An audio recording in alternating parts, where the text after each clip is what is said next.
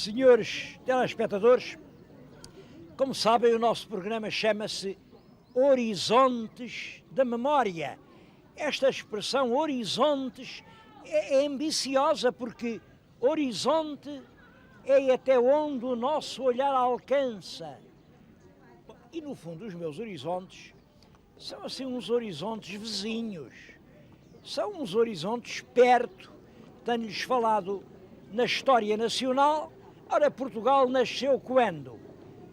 Posso dizer 1128, é São Mamede em Guimarães, posso dizer 1140, é Ourique, é sempre o século XII. Vamos entrar no 21, de 12 para 21 vão 9, são 900 anos de horizonte. E todavia, o passado da humanidade é incomparavelmente mais longo. Quando eu penso nas origens da civilização europeia, ando para trás milhares de anos. Bom, e chego sempre a esta conclusão. A origem das civilizações é, de certo modo, parecida com a origem das famílias. Há um pai e há uma mãe. O pai e a mãe encontram-se e geram-se as novas nações, as novas maneiras de estar no mundo. O pai muda de nome. Para a história da Europa, eu começo por falar no pai grego, a seguir falo no pai romano, depois é o pai português. Em meio mundo foi o pai português. E a mãe? A mãe tem sempre o mesmo nome. É a nossa grande mãe, Ásia. A Ásia é o ventre fecundo, gerador das civilizações. E eu estou-lhes a dizer isso com muita emoção, aqui num lugar onde, pela primeira vez, o Oriente e o Ocidente se encontraram, se enlaçaram, se tentaram convencer um ao outro. Eu estou aqui no sul da China, perto da foz do Rio das Pérolas, nas escadarias da Igreja de São Paulo.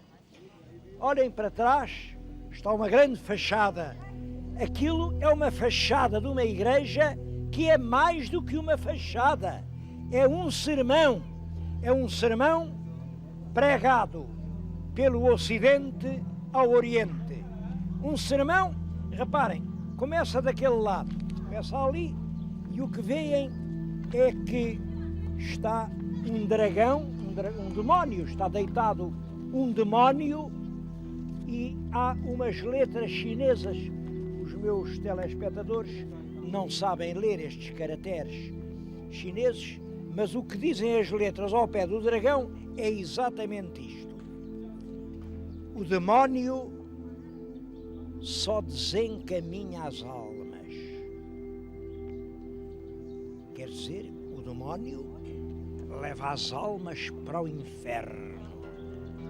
Bom, no painel a seguir vê-se o navio. É uma nau portuguesa, uma nau com 3 mastros. 3 mastros, tantos como os das pessoas da Santíssima Trindade. Padre, Filho, Espírito Santo. Quem vem dentro do navio, daqui não se vê, naturalmente, são padres da Companhia de Jesus. Mas quem conduz o vento que traz o navio é Nossa Senhora. Lá está a imagem da Virgem no céu, trazendo o navio a bom porto, ao bom porto de Macau. Reparem, depois há uma imagem da Virgem, depois veem um outro nicho, há um dragão, um grande dragão, mas em cima do dragão está uma imagem de Nossa Senhora. É outra vez o pregador. O pregador diz: em cima do dragão está Nossa Senhora, quer dizer, a Nossa Senhora, Mãe de Cristo, tem poder sobre os dragões, é superior à vossa religião. Não acreditem nos vossos ídolos maléficos. Nós trazemos a imagem da Mãe de Deus, a imagem que vos há de salvar. A última escultura é impressionante, é um esqueleto e o esqueleto diz isto: pensa na morte e não faças coisas erradas. Como veem, é inteiramente um sermão jesuítico, porque foram os padres da Companhia de Jesus, vindos do Mediterrâneo, vindos de Portugal, vindos de Lisboa, vindos da Itália, que vinham aqui trazer a mensagem de uma civilização nova. Eles vinham falar na Mãe de Deus. O templo tem ali de cima da porta Mater Dei, isto quer dizer a Mãe de Deus. Porque é que os jesuítas fizeram o seu grande templo à Mãe de Deus e não ao próprio Deus? Bom, os jesuítas eram habilíssimos e astuciosos políticos. Deus, a China já tinha muitos deuses e acreditava neles. Portanto, os padres da Companhia de Jesus não vêm falar em novos deuses, vêm dizer uma coisa nova e redentora. Vêm dizer quem era a Mãe de Deus. E é em honra da Mater Dei, Mãe de Deus, que fazem esta esplêndida fachada. A fachada está hoje incluída num grande conjunto monumental que é o Museu de Macau. O museu conta a história de Macau. Este lugar, para mim, é particularmente importante, porque acho que foi exatamente aqui que o Oriente e o Ocidente se encontraram, se abraçaram nas partes desta China remota. E isto foi, de facto, um manancial de civilização. Havia aqui uma fortaleza, num grande penhasco, a fortaleza de São Jorge do Monte. É essa fortaleza que está hoje convertida em museu. Mas não estragaram a fortaleza. Foram ao Morro de Rocha, escavaram por dentro e é dentro do antigo rochedo que estão hoje as salas do museu. A entrada faz-se por umas escadas rolantes, tem um lindíssimo efeito. A gente vem passando as escadas e estão nas paredes decorações de um belo efeito decorativo. Bom, depois chega aqui, esta fachada também é feita agora, mas representa um prédio do século XIX ou XVIII, um prédio dos portugueses. Quando chegavam aqui, faziam construções deste género.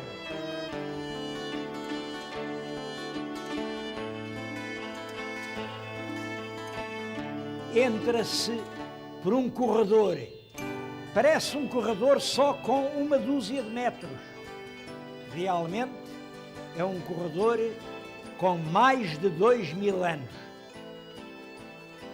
Logo à entrada, como sentinelas, estão dois guerreiros.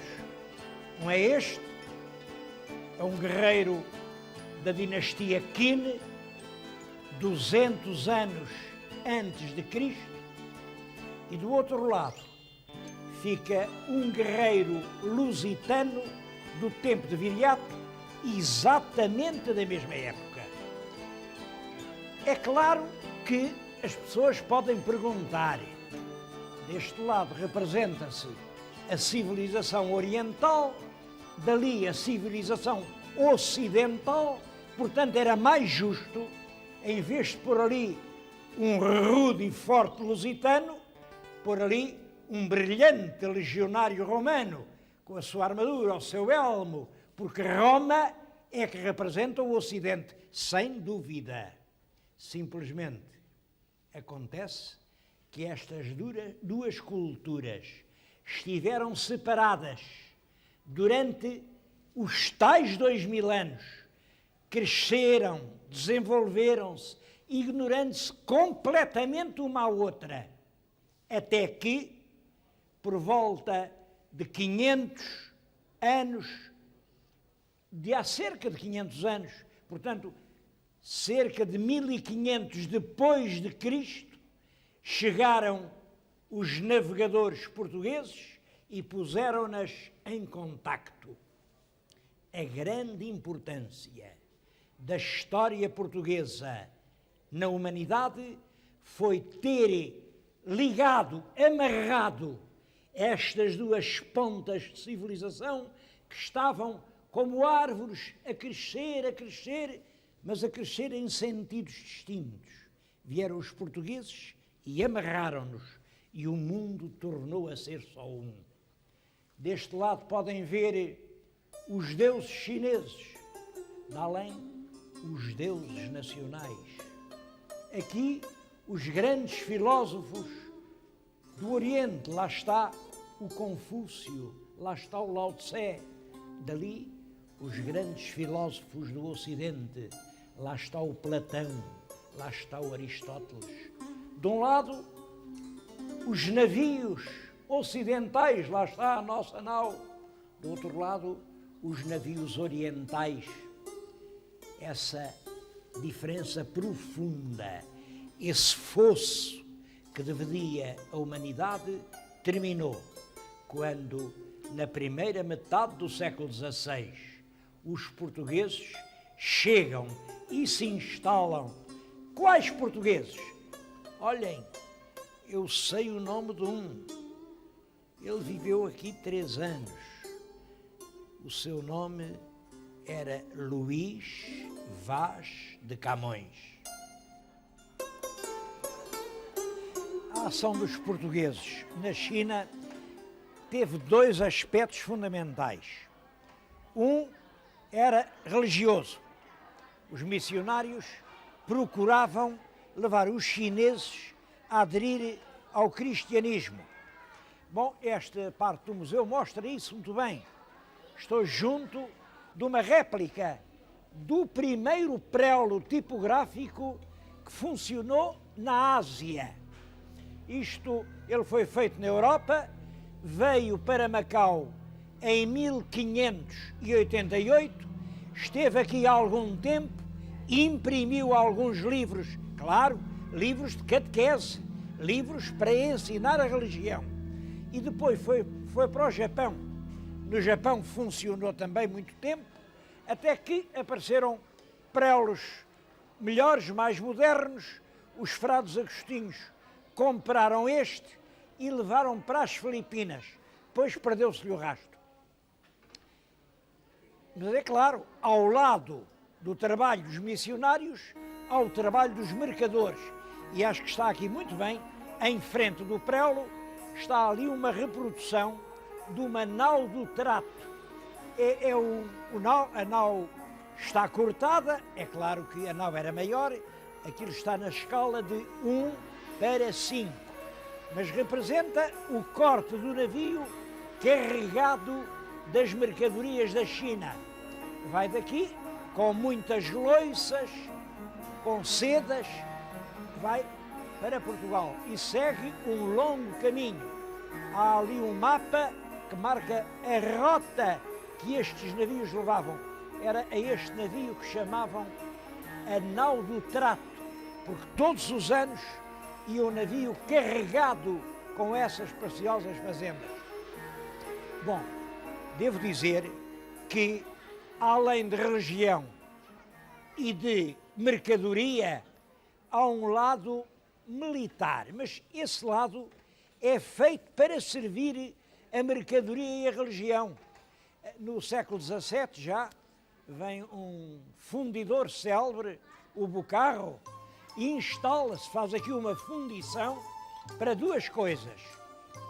Uma fundição para fazer canhões canhões que disparavam sobre os piratas, que eram realmente muito densos nestes mares, isto tinha que estar sempre a defender-se, e sinos que tocavam nas torres das igrejas para anunciar os atos religiosos. Devo dizer que a fundição de canhões e sinos de Macau era que fazia as peças mais famosas no Oriente. Aqui no museu estão algumas réplicas que nos dão bem a ideia de quanto valia essa fundição de bronze.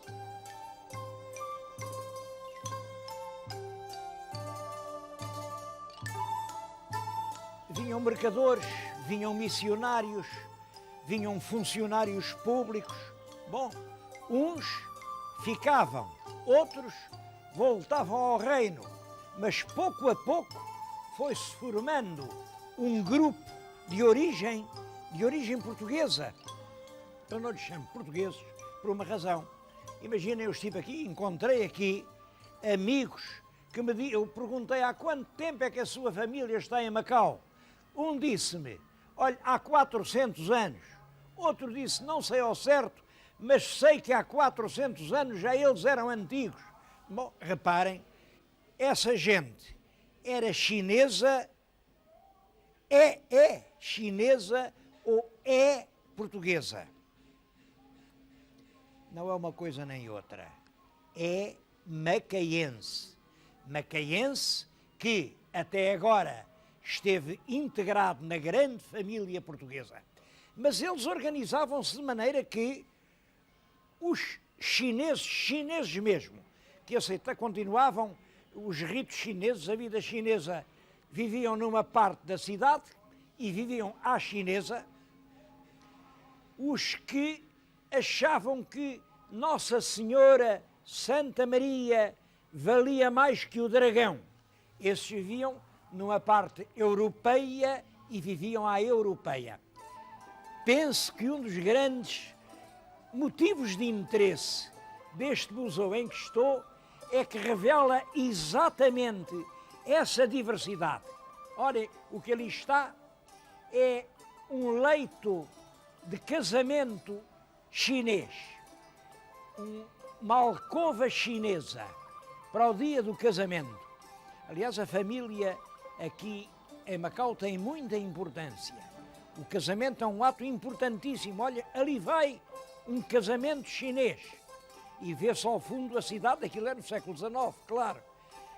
No museu há várias dessas vistas da cidade no século XIX que mostram bem como ela foi crescendo, subindo pelas encostas até ser hoje este mar compacto de prédios com 30 e 40 andares que, apesar de tudo, respeitam as zonas verdes.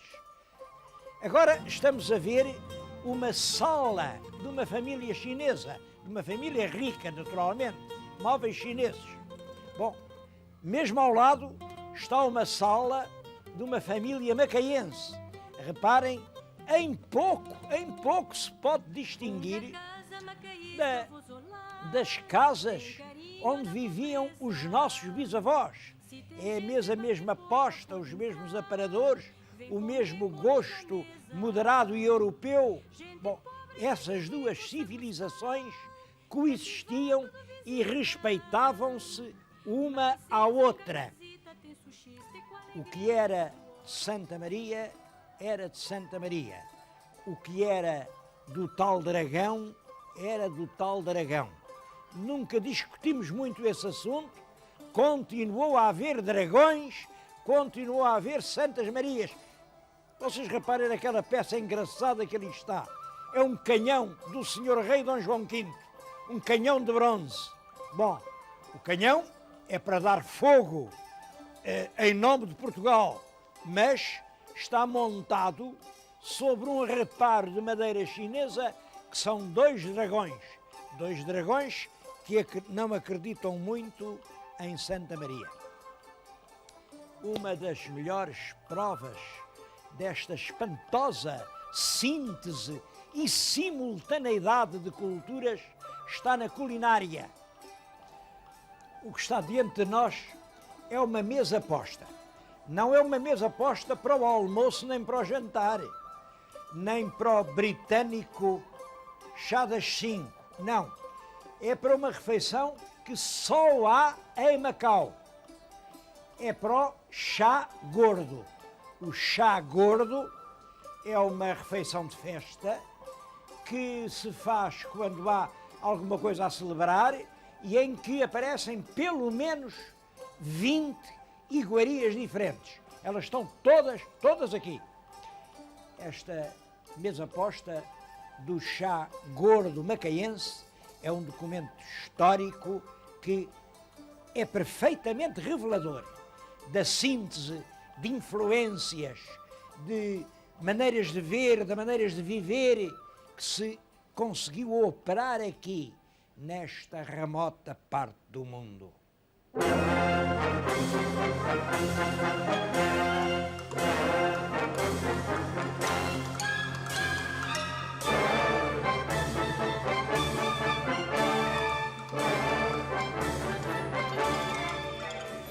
Entretanto, os antigos costumes chineses mantêm-se inteiramente. Um dos aspectos mais curiosos de Macau é que hoje a cidade funciona como um conservatório da tradição chinesa. Os velhos ofícios, eu agora estou aqui numa oficina muito antiga de alfaiataria. Alfaiate em chinês diz-se Shui Fong. E os dois Shofongs que estão junto de mim, é ao meu lado o Sr. Lei, atrás está o Sr. Tan, trabalham aqui há cerca de 50 anos. Eu próprio estou a vestir agora um peixu, reparem, um peixu de seda, como este trajo é elegante e bonito e sobretudo confortável. Por fora é seda, por dentro é raposa. São coisas que na Europa se desconhecem, mas que se mantêm aqui em Macau. Repito, um conservatório das velhas artes da China.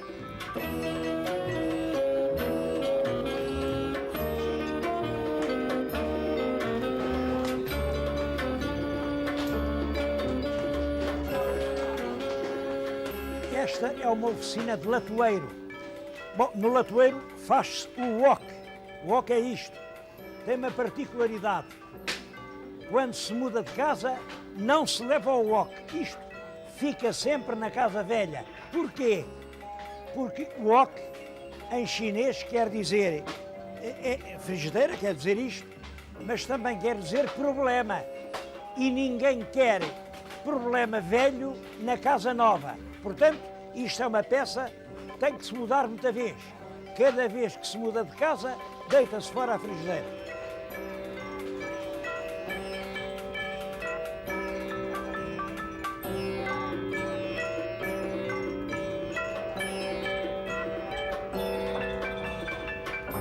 O senhor On fabrica incenso. Foi aqui nesta loja que se comprou o incenso que os lisboetas sentiram na exposição mundial.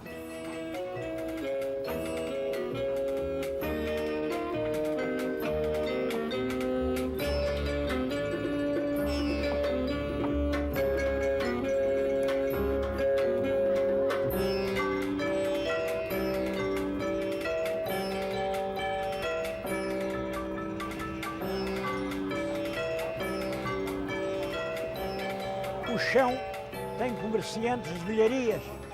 Bom, e há aqui uma coisa engraçada. A tartaruga é o sinal da longevidade. Está aqui uma tartaruga muito bonita. Eu vou comprá-la. Ela custa 200 patacas. E, bom, e leva longevidade que bem falta me faz. É uma peça linda.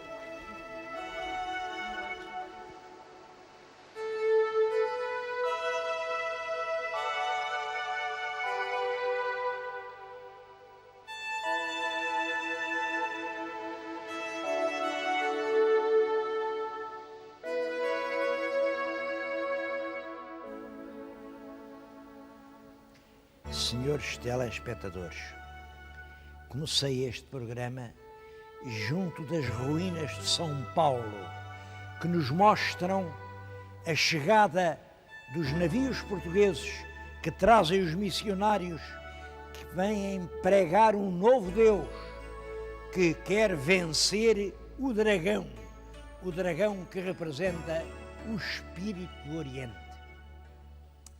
Devo-lhes dizer que aquelas esculturas devem ter sido feitas por canteiros ali por volta do ano 1620, eu imagino 1623. Imagino 23 só por uma razão, porque neste momento me encontro junto de um grande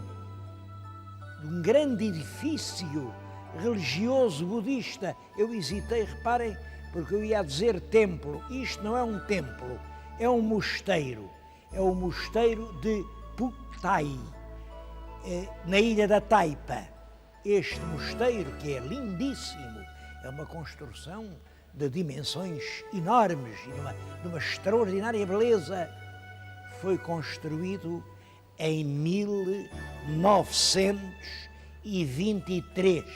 Portanto, 300 anos depois daquela fachada de São Paulo. Isto quer dizer que o dragão venceu? Não quer. É exatamente o contrário. Então quer dizer que o dragão perdeu? Também não quer. Quer dizer que o Espírito Santo ganhou. O Espírito Santo é a inteligência que ilumina o mundo. O Espírito Santo são os braços abertos à verdade de todos os povos da terra. O Espírito Santo são a mensagem da paz, do entendimento, da tolerância. O Espírito Santo foi quem, afinal, ganhou esta batalha. Os portugueses vão partir com a cabeça erguida, orgulhosos do que fizeram. Uma convivência pacífica e fecunda entre os espíritos do longínquo Ocidente e do poderoso Oriente.